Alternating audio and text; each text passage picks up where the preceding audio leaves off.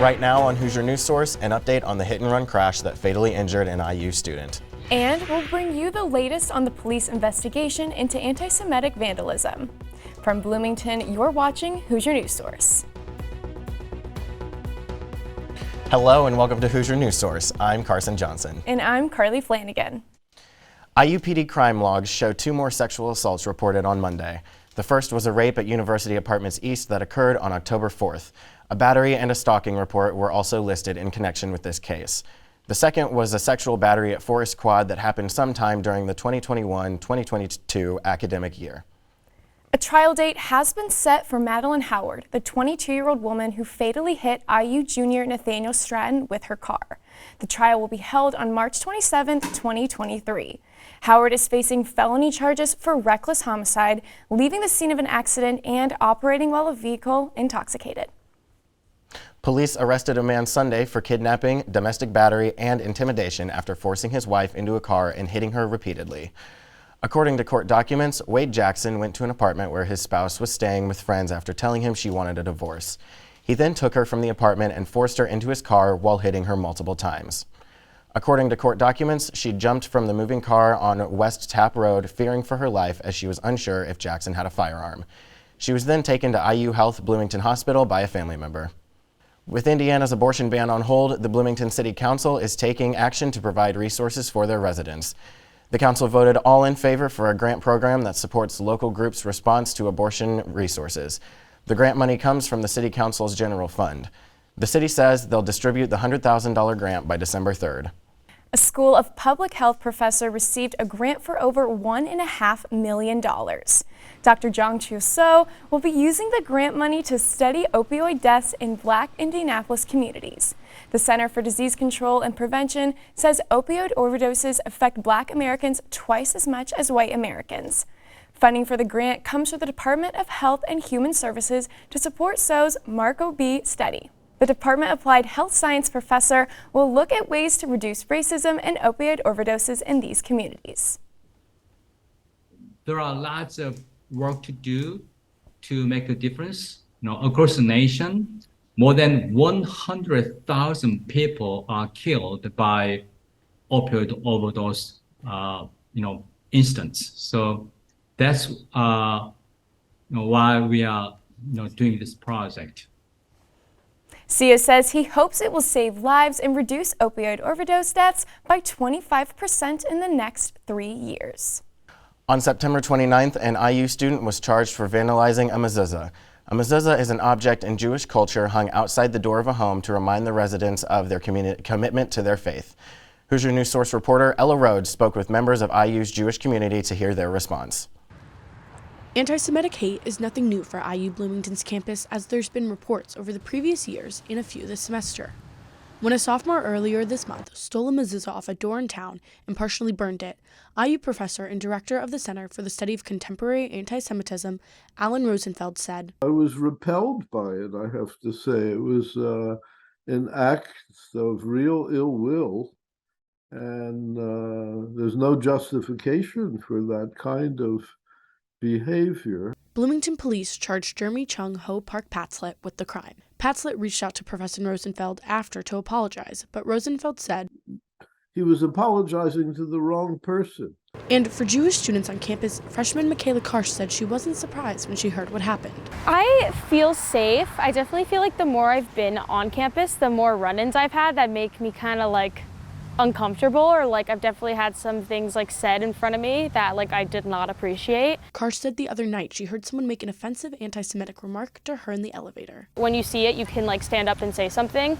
According to the FBI's religious hate crime statistics, Jewish people make up less than 2% of the population, but over 54% of hate crimes in the U.S. are targeted towards them. And I really think people should think about that. Why is that when we're such a small percentage? Both Rosenfeld and Karsh agree. The best way to end this hate is to educate the community on Jewish history and culture. For Hoosier News Source, I'm Ella Rhodes. Jeremy Chung Ho Park Patzlet faces a Class B misdemeanor and his hearing is scheduled for November 15th. Professor Rosenfeld mentioned that he's spoken with IU's president and the provost about the recent violence. The provost asked Rosenfeld to serve on the new Anti-Semitism Advisory Board for the university. A new committee has been appointed to relaunch the search for the new dean of the media school. Walter Gantz has served as interim dean since July 2021, after founding Dean James Shanahan returned to the faculty. The new dean will focus on school recruitment, facilities and partnerships, and curriculum.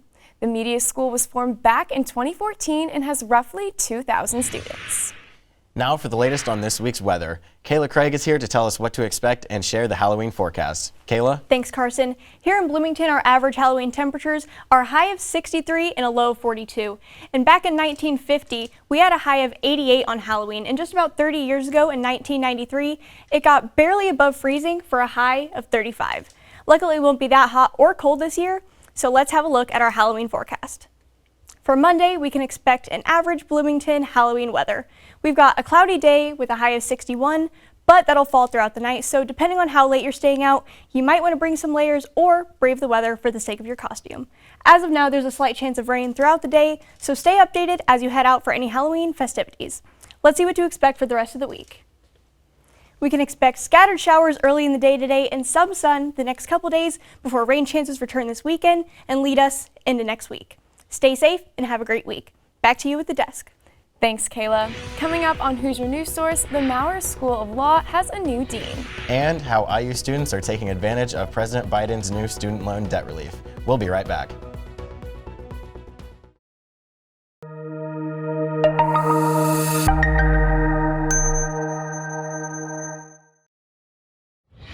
Welcome back to Hoosier News Source. Madison Renberger joins us now in studio with the latest in international news. Madison?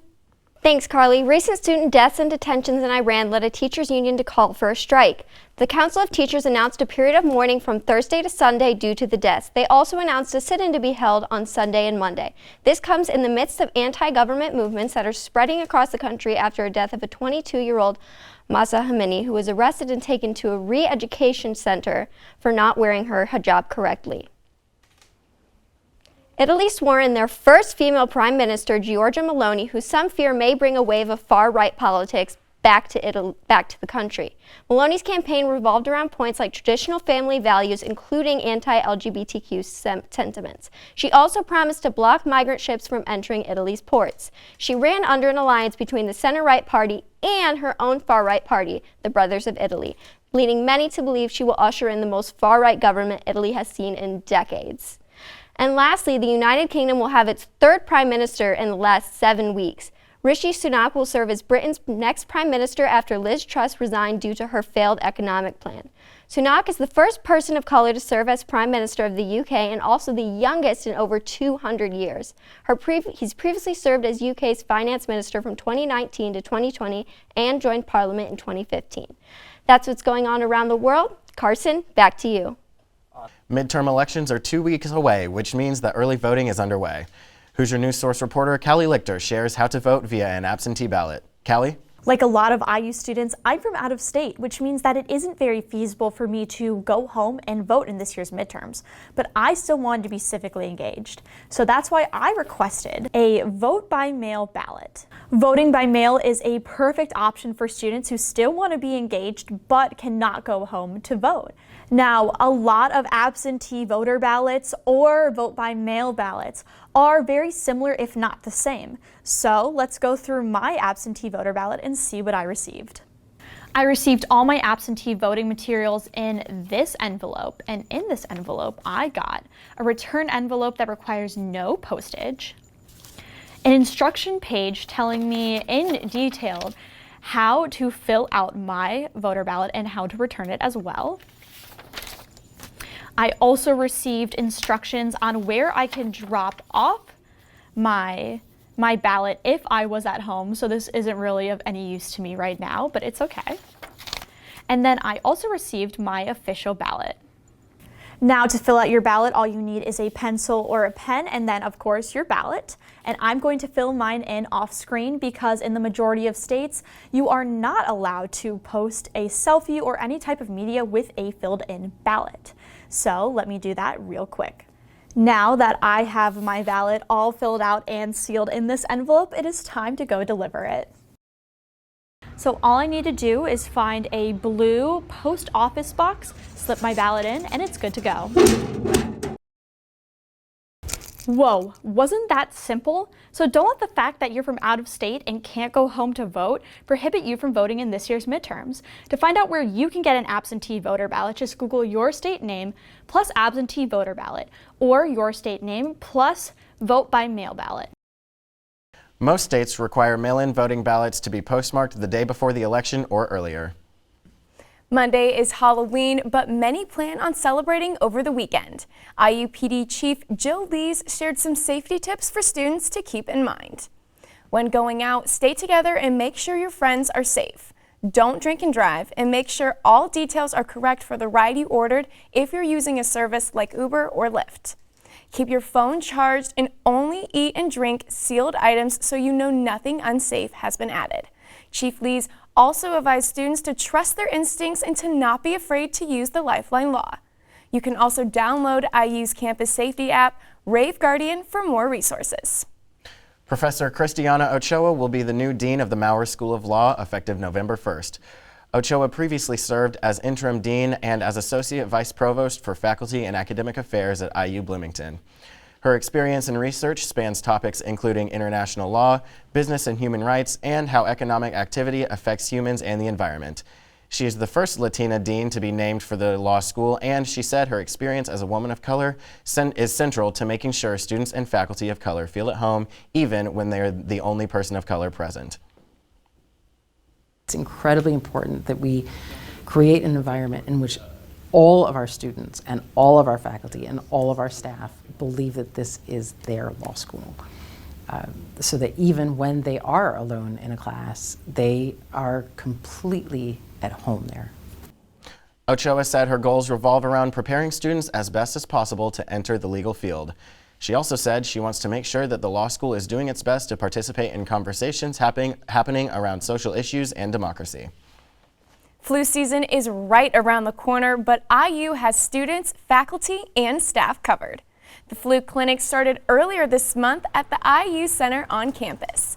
According to IU Health, the flu causes over 200,000 hospitalizations and 24,000 deaths on average each year.